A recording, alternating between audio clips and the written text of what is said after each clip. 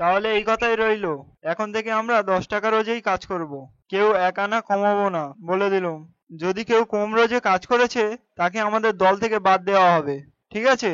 আচ্ছা ঠিক আছে, ঠিক আছে, ঠিক আছে, ঠিক আছে। আরে গাঁয়ের বাবুদের কি টাকার অভাব আছে নাকি? ওদের কাছে থেকে বেশি নেব না তো কাদের কাছে থেকে নেব? 5 টাকা থেকে 10 টাকা হয়ে গেল, এটা অনেক বেশি হলো না আমাদের রোজের দাম?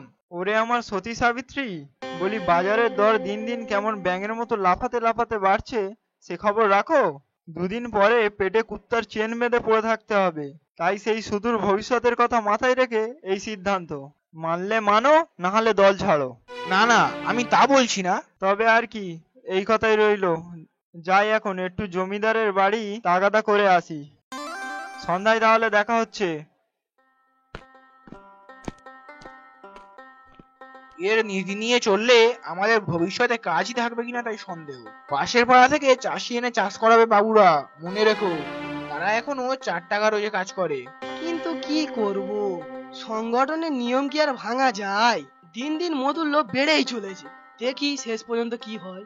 আমাদের প্রত্যেকের তো নিজস্ব জমি আছে, অল্প বিস্তর, তা দিয়েই আমাদের ভালোই আয় হয়। তাহলে আবার এত লোভ কেন? রোজ যা ছিল তাই রাখলেই হয়, এটা তো আমাদের অতিরিক্ত উপার্জন। যা ভালো বোঝো করো, আমি এখন চললুম।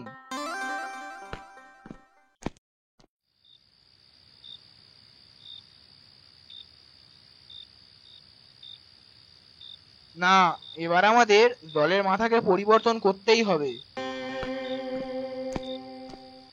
কি পরিবর্তনের কথা হচ্ছে শুনি?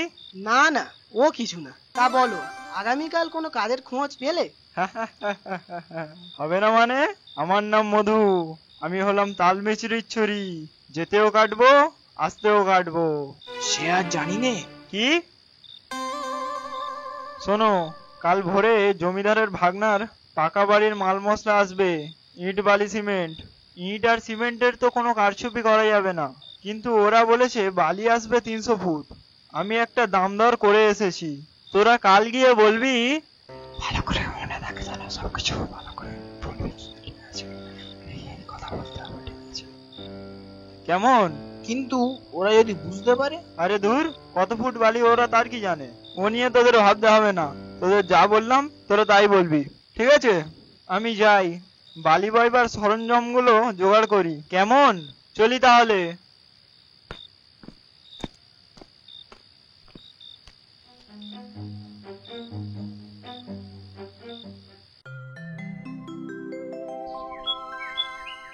কই রে, কাজ চালু কর।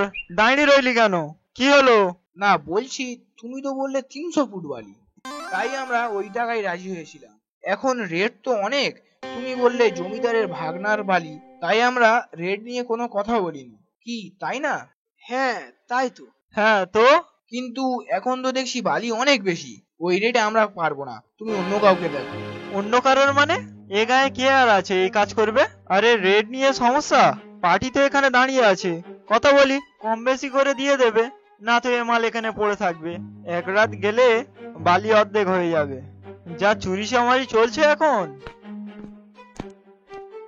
বলছি, আপনি তো সব শুনলেন, একটু রেটটা বাড়িয়ে কাজটা করিয়ে নিন, না তো আপনার লস। দুরাত পড়ে থাকলে বালি সব ফাঁকা হয়ে যাবে। এ তো মহা মুশকিল। তখন একদম বললে, এখন আর একদম বলছো। আরে তখন তো আমরা বালি দেখিনি। গাড়িওয়ালা তোমার অনেক বালি বেশি ফেলে দিয়েছে, অন্তত 30 বস্তার বেশি। লাভ আপনার, তুলে নিন। ঠিক আছে, কত দিতে হবে? আপনি তো রেট জানেন বাবু। আচ্ছা, আরো 1 টাকা বাড়িয়ে দিলাম। 1 টাকা? আরে দাঁড়াও দাঁড়াও, চলে যেও না। আরো 50 পয়সা না হয় বাড়িয়ে দেবো। বাবু 50 পয়সা না, ওটা আপনি 1 টাকা করে দেন। কি রে, 2 টাকায় হবে তো? ঠিক আছে, এত করে যখন বলছো, বই দি, লস হয় এই গরিবদেরই হোক। এইভাবে তারা বিভিন্ন লোককে বিভিন্নভাবে ঠকিয়ে টাকা রোজগার করতে লাগলো। কথাটা অল্প বিস্তর সকলে জানতো। এমন সময় তারা একটা খুব বড় কাজের খবর পেল জমিদারের কাছ থেকে। তোমাদের যে কারণে ডাকা, আমি এবছর আমাদের গাঁয়ে এক অমূল্য সম্পদ ফলাতে চলেছি। তার জন্য আমার কিছু জমি লিজে লাগবে। কারণ আমার যত জমি আছে সবগুলোই কেউ না কেউ লিজে নিয়ে চাষবাস করছে। আমি হঠাৎ তাদের থেকে জমি কেড়ে নিতে পারি না, এটা অন্যায় হবে। শুনেছি তোমাদের বেশ কিছু জমি আছে, তাও আবার পাশাপাশি, তাই ভাবছি তোমাদেরগুলো 10 বছরের জন্য আমি লিজে নেব। তাতে আমারও কাজ চলে যাবে আর তোমাদেরও ডবল ফায়দা হবে। ডবল ফায়দা বলতে? হ্যাঁ, ঠিক তাই। তোমরা সারা বছর দুবার চাষ করে জমি থেকে যা টাকা পাও সেটাই তোমাদের দেয়া হবে প্রতি বছর। তাহলে তোমরা চাষ না করেও চাষের মতোই টাকা পেয়ে যাচ্ছ। তারপরে আমার ওই জমিতে যেটা চাষ হবে সেগুলো চাষ করবার ও দেখাশোনা করার জন্য দায়িত্ব তোমরাই পাবে। তাহলে সেখান থেকেই তোমাদের আবার ইনকাম হবে। তাহলে হলো না ডবল ইনকাম? হ্যাঁ হ্যাঁ, এ তো খুব ভালো কথা। তবে কি চাষ হবে জমিদার মশাই? সোয়াবিন চাষ হবে। সয়াবিন? সেটা আবার কি? সেটা কি কোনো ফল? হ্যাঁ, এই ফল থেকেও ডবল ইনকাম।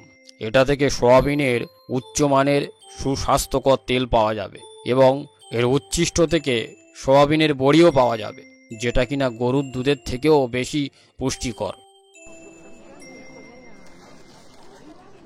তবে হ্যাঁ, তোমাদের সঙ্গে একটা লিখিত চুক্তি করা দরকার। কারণ চাষের পরে যদি তোমরা বলো যে আমাদের জমি, ফলও আমাদের, কারণ এতে অনেক টাকা লাভের সম্ভাবনা রয়েছে, তাই আমি কোনো রকম ঝুঁকি নিতে চাইছি না। এবার তোমাদের যদি আপত্তি থাকে। না না, আপত্তি কেন? আপনি বলুন আমাদের কোথায় ছাপ দিতে হবে, আমরা দিয়ে দিচ্ছি। আরে শোনো, আগে একটু চিন্তা ভাবনা করো, তারপরে হ্যাঁ বলবে। হ্যাঁ, এত তাড়াহুড়ো করবার দরকার নেই। পাশের গ্রামের চাষিদের সাথেও জমিদারের ভালো সম্পর্ক আছে। যদি তাদের দিয়ে কাজটা করিয়ে নেয়, নিহাত আমাদের সাথে ভালো সম্পর্ক আছে, তাই আমাদের আগে ডেকেছে। ভাবনার আর কিছু নেই, আমরা রাজা হতে চলেছি। আর দেরি করলে সময় নষ্ট হবে। দিন জমিদার মশাই, কাগজটা দিন, সই করি। থুড়ি সই তো করতে পারি না, ছাপ দিই।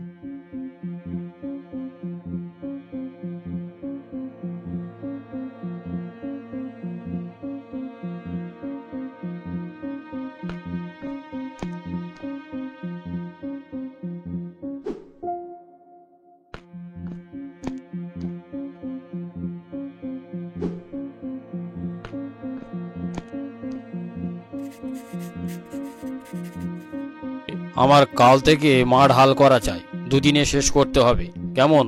ও ঠিক আছে, হয়ে যাবে। এখন আমরা আসি। দুদিনে জমিগুলো হাল করা সম্ভব? উনি বলেন হ্যাঁ সম্ভব। ওটা তুই আমার উপরে ছেড়ে দে, কাল সকালে দেখছি কি হয়। শুধু কাজটা করতে হবে তাড়াতাড়ি, ব্যাস। 10 বছর পর থেকে চাষ আমরা করব। জমিদারের এই জমিগুলো চাষ করে আমরা যে টাকাগুলো পাবো, সেই টাকা নিয়ে নতুন জমি কিনবো। তারপরে দেখবো জমিদার কি করে।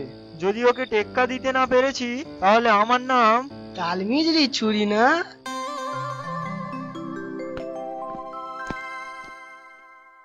এ তো দেখছি মধু চাষির উড়োজাহাজ। অল্প সময়ে অনেক জমি চাষ হবে। তোমার বুদ্ধির তারিফ করতে হয়। এইভাবে তারা তাদের তৈরি আধুনিক লাঙলের দ্বারা খুবই অল্প সময়ে জমি চাষ করে ফেলে। চাষও শুরু হলো। কয়েক মাসের মধ্যে গাছ বড় হলো, গাছে ফুলও ধরলো, ফলও হয়। আস্তে আস্তে ফলগুলোতে পাক ধরে। চাষিরা খুব আনন্দিত, তারা নাচতে থাকে। ফল কেটে গরুর গাড়ি ভর্তি হয়ে চলে যায়। চাষিরা তাদের পারিশ্রমিক নেয়ার জন্য জমিদারের বাড়িতে যায়।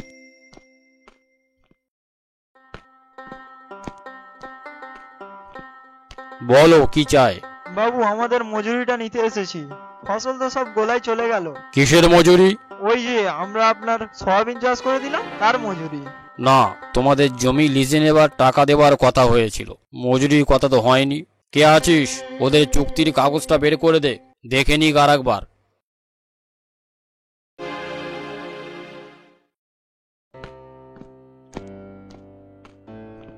এই গোপাল, তুই তো পড়তে পারিস, পড়। এখন আর পড়ে কি হবে, তখন পড়ার দরকার ছিল।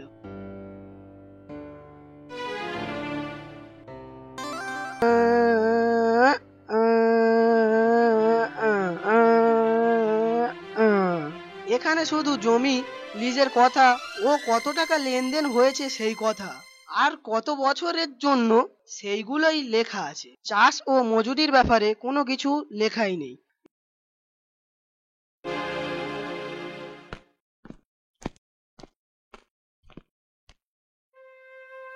বাবু এইভাবে আমাদের পেটে লাথি মারবেন না বাবু, আমরা না খেতে পেয়ে মারা যাবো বাবু, আমাদের সংসার ভেসে যাবে বাবু, দয়া করো বাবু। দয়া করেছিলে আমার উপরে, 300 ফুট বালি বইতে 500 ফুটের টাকা নিয়েছিলে, কিন্তু পরে আমি দেখি হিসাব করে বালি ছিল মাত্র 250 ফুট।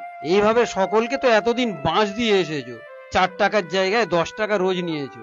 বেশ কিছুদিন আমি শুনছিলাম তোমাদের লোভ খুব বেড়েছে, অনেককে ঠকিয়েছো, তাও আমি কিছু বলিনি। ওদিন আমার ভাগনা এসে বলল তাকেও নাকি এইভাবে ঠকিয়েছো টাকা নিয়ে। দেখো, গায়ে গতরে খেটে যদি কারোর কাছে 1 আনা বেশি চাও, সে খুশি হয়ে তোমাকে দেবে, কিন্তু এইভাবে কাউকে ঠকিয়ে টাকা নেওয়া আমার জমিদারিতে আমি বরদাস্ত করব না। যাও এখন। দেখ মধু, আমাদের রোজের টাকা তুই দিবি কি করে জানি না, তোর পাল্লাই পড়ে আজ আমাদের সব শেষ হয়ে গেল। এই 4-5 মাস আমরা চারিদিকে দেনা করে বেরিয়েছি, জানি কাজের শেষে অনেক টাকা পাবো, এখন কিভাবে সমাজে মুখ দেখাবো? বাবু আপনি বলুন না বাবু, আমাদের অন্যায় হয়েছে, আর কখনো হবে না। এবারে আমরা যা সিদ্ধান্ত নেব সব জমিদারের সাথে আলোচনা করে নেব, আমাদের এইভাবে মারবেন না।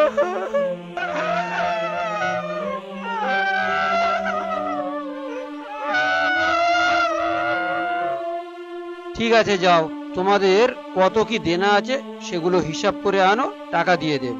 আর কাল থেকে আমার মাঠে সয়াবিন চাষ করো, রোজ এসে রোজকার টাকা নিয়ে যাবে। গতবারের তোমাদের পাওনা টাকা দেব না, কেবল দেনার টাকা ছাড়া, এটাই তোমাদের শাস্তি। দেখো আবার দেনার হিসাব গন্ডগোল করে বাড়িয়ে লিখে এনো না, তাহলে টাকা তো আর পাবে না, আর বাকি 9 বছর আমরা বিনে পয়সায় তোমাদের দিয়ে জমি চাষ করিয়ে নেব। তোমরা কিছুই করতে পারবে না, কারণ কাগজে লেখা আছে 10 বছরের পুরো টাকা তোমাদের দেওয়া হয়ে গেছে। ঠিক আছে বাবু, আমরা সঠিক হিসাব নিয়ে আসবো। এই চল রে সবাই। মানুষকে ঠকিয়ে কখনো বড় হওয়া যায় না, বড় হতে গেলে লাগে সততা ও কঠোর পরিশ্রম। এর কোনো বিকল্প কোনো কালে ছিল না, আজও নেই, ভবিষ্যতেও থাকবে না।